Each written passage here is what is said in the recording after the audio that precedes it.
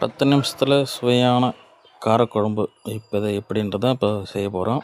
தேவையான பொருட்கள் 3 பெரிய வெங்காயம், 4 தக்காளி, 5 பூண்டு நசுக்கி வச்சுக்கணும். புளி ஒரு நெல்லிக்காய் சைஸில் ஊற வச்சுக்கணும்.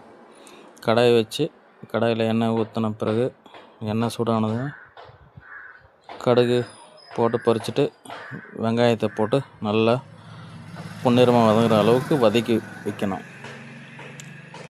வெங்காயம் வதங்கின அப்புறம் தக்காளி போட்டு கொஞ்சமாக உப்பு போட்டு நல்லா தக்காளி கரைஞ்சி தண்ணியாகிற மாதிரி வதக்கிட்டு,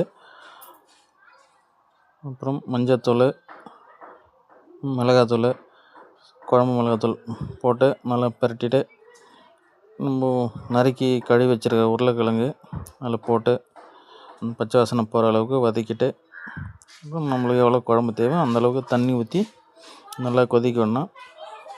கொதித்த பிறகு இறக்கும் சமயத்தில் உப்பு காரம் பார்த்துட்டு நம்ம ஊற வச்ச புளியை கரைச்சி ஊற்றி 2 கொதி விட்டு கொத்தமல்லி தழை தூவி இறக்கி வச்சுட்டா நம்ம சுவையான காரக்குழம்பு ரெடி.